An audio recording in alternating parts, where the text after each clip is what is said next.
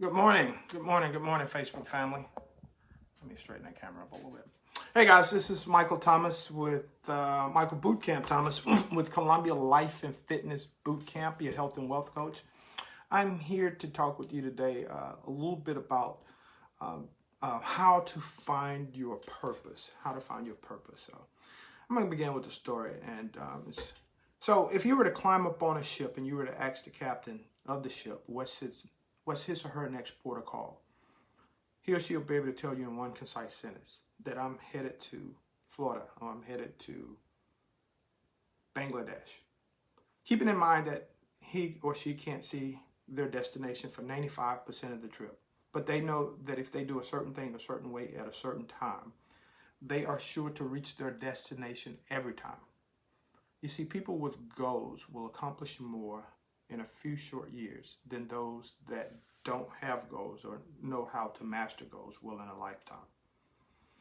But in order to be fulfilled, to have a sense of contentment, to have some joy, those goals need to line up with your purpose. You can fly around the world and we can do a ton of things, but if those goals don't line up with that really thing that gives us a great sense of joy, then we're just banging out goals. We're zigzagging left and right, and we're really not headed anywhere. So I want to talk with you um, about how we do that and how do we figure out what it is that brings us a ton of joy. And there's this old saying that says self-knowers are always pointed toward their El Dorado. It's that Spanish city with a ton of gold and a ton of joy. In order sometimes to know your purpose, you got to know a little bit more about yourself. So I was introduced to my purpose in the military. There was something that was fascinating to me by my drill instructors. The way they were able to teach us how to march, and they would just call out these commands and in a really fast, impressive, and motivating way could lead a whole group of people, 240, 300 people, to all march, sing, call cadence in one step in one place, and just really an efficient way of getting things done. I mean, so when I graduated from basic training and I finally got stationed at my first duty station, there was an opportunity for me to get an instructor certification. And as soon as I heard it, I knew that that was something that I wanted to do. So I went and got the instructor certification. I started, teaching classes around the base, and of course. And then when I got out of the Army, I went to work at the Department of Juvenile Justice, and I was teaching, young people, 16, 17 years old, teaching them to march, sing cadence, and, I started writing plays, and I was motivating young people to, just kind of, get life back on track, that you can, take the bull by the horns. And that was very, it's the best job I had working with those young guys. It was very liberating and, a ton of excitement and joy. I looked forward every day to going to work to interact with those young people. So, and the same thing when I went to work at Epworth Children's Home. Then when I left Epworth Children's Home, I went to work at the fire department. And immediately, as soon as I graduated from rookie school, I went and got my fire instructor certification, and I started going out to the state fire academy and teaching industries, how to properly extinguish fires and do searches, and so that was really fun. And then I got my first aid CPR AED instructor certification, and I was teaching all the guys at the fire department. Annually we would have to do recertifications. And then, of course, I went on to get my personal training certification, and some of you have worked with me there. And when I'm really at my best, when I'm not retired, you can see that I get a ton of joy out of instructing. So, being in that place and never ever having to really work a day in my life has been the greatest joy. Just being able to know what it is that brings me joy. And I'm really thankful to that. Oh man, I'm really thankful that God exposed me to my purpose early on, and I didn't have to wait a long time to find it. So I want to talk with you about, I run into young people and old people alike, and some of them sometimes don't know really what it is that they want to do. So let's explore how do you get into your, your passion or your purpose zone. So the first thing I want to ask, we want to take a look at is, don't do what the majority is doing. You are so you're an individual, and you was created so unique that if you're just following the crowd, then more than likely you're not in your purpose zone. Don't follow, don't chase money. Okay? So sometimes we confuse popularity with superiority, and those that are very popular are not operating in their purpose, nor are they very successful. So this requires us to find our own unique way. And we do that by avoiding what most people do. Just by avoiding what most people do, you'll save yourself a ton of trouble. Because when we take a look at this pyramid here, you'll see that at the very top, there's only a small amount of people at the very top. Everybody else is at the bottom. And those at the top are doing something different than what most people do. So just by avoiding what most people do, you'll save yourself a ton of trouble. The people at the top are saying no to a lot of things, and they only saying yes to a very few things. And we'll talk about that just coming up. So how do we get into our purpose? We figure out, your wheelhouse. The wheelhouse is the place in the batter's box that you have the best opportunity to hit a home run. There are a lot of strikes inside the strike zone. And not all of those are your pitches. They are strikes, but they're not the pitches that, based on who you are and how you swing the bat, it's going to give you an opportunity to hit the home run. And so sometimes you got to allow them to pass. I learned that the hard way because I had this ability and a ton of confidence that I can just do almost anything and I can see anybody's process. So quickly I could walk into Chipotle Grill and I could see their process. I said, man, Chipotle Grill has one product. And that's a burrito. You can get it in a bowl or you can get it in a wrap. But they got one product. And they walk you down the line. You want chicken, pork, or beef? You want black beans or brown beans? You want brown rice or white rice? You want these few, and boom, and you're out. They do one item and they do it really well and they get you out of there really quick. And then they sit you in these really hard seats that's not comfortable so that you can't sit long. They want to turn this thing over really, really fast. So those that are most fulfilled are operating in their genius zone. They don't have a lot of products. They're very specialized. General people make general money. Specialized people make specialized money. General practitioner, okay, you become a cardiologist, another ballgame. So let's talk about getting inside your home run, your crush zone. And that's finding out the area that you're well suited for. Warren Buffett said that, I stay in my area of competency. And then he goes on to quote a mentor, that his name was Tom Watson, that he said, I'm no genius, but I have smart spots, and I stay around those spots. I have smart spots, and I stay around those spots. So what are our smart spots, and how do we know what they are? You ask yourself a few questions. What do you enjoy doing? What brings you a ton of joy? See, there's nothing more exciting for me than teaching, instructing. And when I've done a really good job at it and I know it, and when I'm done, one is I'm exhausted because I'm coming down off of a high.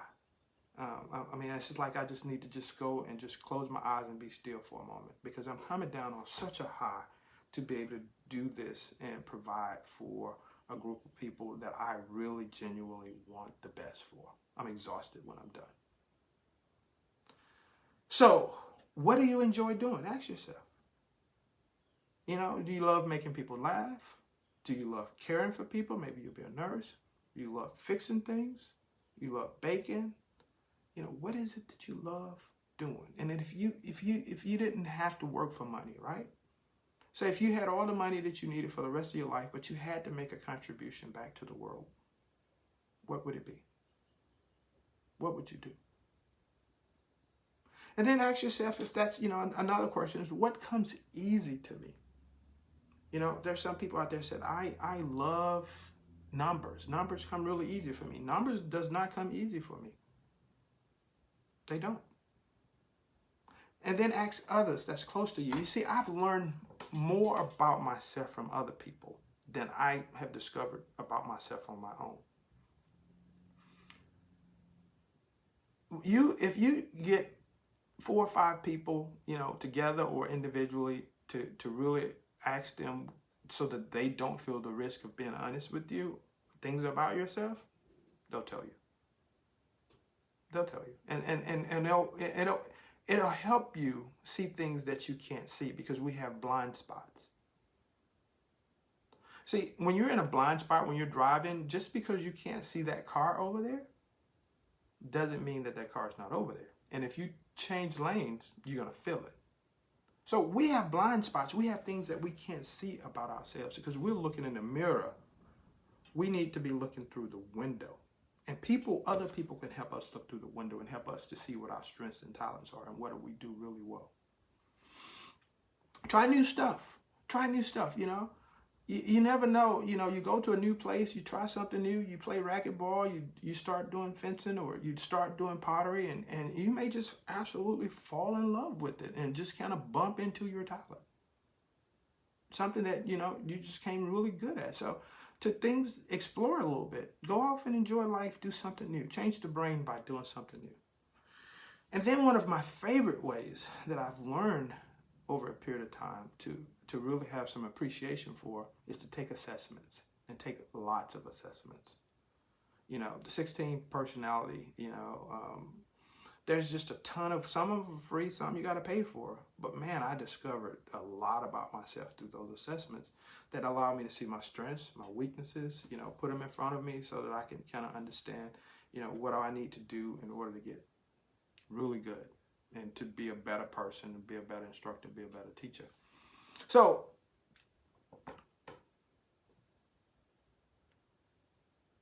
it's going to be really difficult to find this state of happiness if you don't know what brings you happiness.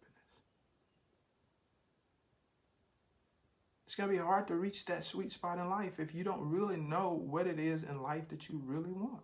You just end up going in circles. And, I see, desires. I have a chapter in the Live Boot Camp, and a lot of this material is coming out of the Live Boot Camp. I have a chapter in the Live Boot Camp that talks about pop-up desires, or simple desires' only purpose is to push greater desires out of reach. These things that don't really mean anything, but just because somebody put it on their timeline, all of a sudden they were eating here. So, I want to go there. Or someone went to this vacation. I want to go there. Or somebody bought these shoes. I want those shoes. So we just take off in all these different directions. What is it that you really want? What brings you joy?